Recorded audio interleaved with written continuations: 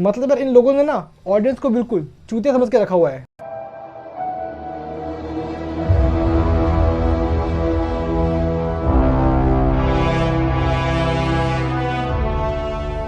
तो दोस्तों फाइनली मैंने नेटफ्लिक्स की नई वेब सीरीज लैला देख ली और उसको देखने के बाद मैंने अपना सर पकड़ लिया, क्योंकि यार इस वेब सीरीज के साथ नेटफ्लिक्स ने हर हद पार कर दी है। वेल दोस्तों, लैला सीरीज इंस्पायर्ड है परेग अकबर की नॉवल लैला से, जिसकी कहानी एक ऐसी औरत की है जिसकी बेटी लैला मिसिंग हो चुकी है। अब वो मिस क्यों हुई, वो किस तरीके से अपनी बेटी को ढूंढने की कोशिश करती है और क्या वो अपनी बेटी को ढूंढ पाती है या फिर नहीं, ये जानने के लिए आपको देखनी होगी वेब सीरीज लैला। वेल दोस्तों, ऑनेस्टली कहूँ तो इस वेब सीरीज की जो कहानी है वो काफ़ी ज़्यादा भड़काऊ है, जो कहीं ना कहीं हिंदू और मुस्लिम दोनों के दिलों में आग लगाने का काम कर सकती है। जिसके अंदर दिखाया गया है कि मुस्लिम अल्पसंख्यक है और उन पर हिंदू हमेशा अत्याचार करते, उनके साथ बुरा व्यवहार करते हैं। और कहीं ना कहीं वेब सीरीज में ये दिखाने की कोशिश की गई है कि भविष्य के अंदर मुस्लिम इंडिया के अंदर काफ़ी ज़्यादा खतरे में, जो कि यार पर्सनली मेरे समझ के तो बिल्कुल बाहर था। क्योंकि यार आई गेस इंडिया के अंदर मुस्लिम जिस संख्या के अंदर फले फूले,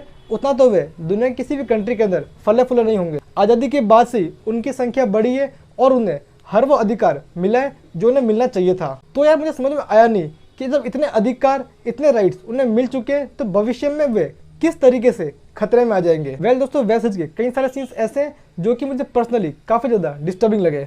लाइक जैसे कोई लड़की अगर किसी मुस्लिम लड़के से शादी करती है तो उन्हें ज़बरदस्ती पकड़ के लेके आ जाते हैं एक आश्रम के अंदर, जहाँ पर उनके साथ शुद्धि अशुद्धि का ढोंग किया जाता है, उन्हें गंदी गंदी गालियाँ देकर बुलाया जाता है।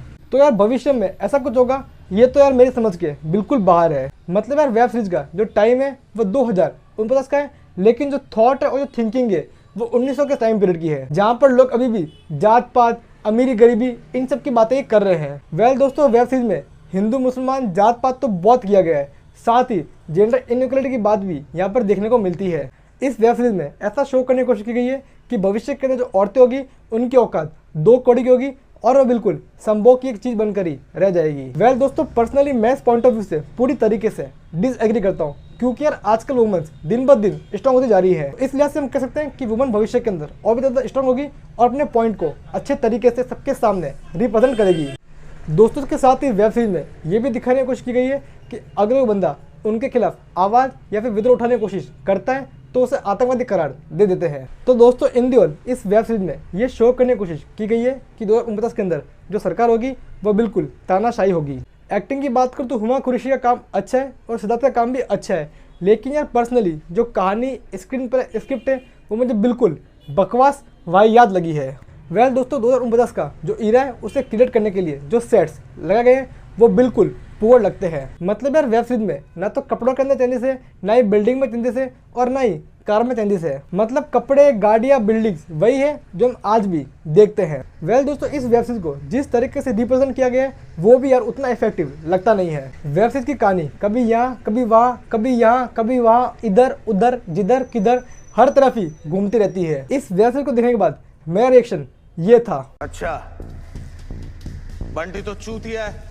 मतलब यार सीरियसली ऑडियंस को बिल्कुल बेवकूफ़, पागल, बुद्धू समझ के रखा गया है। यार ऐसा लग रहा है कि आजकल ट्रेंड बन गया है कि हिंदू मुसलमान करो और आराम से पैसे कमाओ, क्योंकि देश से तो इन्हें घंटा फर्क पड़ता है, इन्हें कमानी है मनी, इसलिए वे हिंदू मुस्लिम करते रहते हैं और इजीली मनी कमाते रहते हैं। तो दोस्तों ओवरऑल बात करूँ लैला वेब सीरीज की, तो यार ये वेब सीरीज चुतिया पे और सिर्फ चुतिया पे से ही पूरी तरीके से भरी पड़ी है। जो फेक लिबरल्स है उन्हें तो ये वेब सीरीज काफ़ी ज़्यादा अच्छी लगने वाली है, क्योंकि इस वेब सीरीज के अंदर हिंदुओं को विलन की तरह शो किया गया है। लेकिन दोस्तों ट्रस्ट मी, अगर आप हिंदू हो चाहे मुसलमान हो, फिर भी आपको ये वेब सीरीज देखनी चाहिए नहीं, क्योंकि यार ये वेब सीरीज कहीं ना कहीं हमारे दिलों के अंदर नफरत पैदा करने का काम कर सकती है। तो दोस्तों मैं देता हूँ लैला वेब सीरीज को 0/10 और आप सभी से रिक्वेस्ट करता हूँ कि ऐसी 2 कौड़ी की घटिया, वाहियात, लिचड़ वेब सीरीज से कृपया करके दूर रहिए और आपस के अंदर प्रेम भाव से रहिए, क्योंकि दोस्तों ये वेब सीरीज पूरी तरीके से हेट फैलाने का काम ही कर रही है। तो दोस्तों ये था मेरा रिव्यू नेटफ्लिक्स की वेब सीरीज लैला पर। उम्मीद करता हूँ कि आपको ये वीडियो अच्छा लगा होगा। तो यार इसे लाइक कीजिए,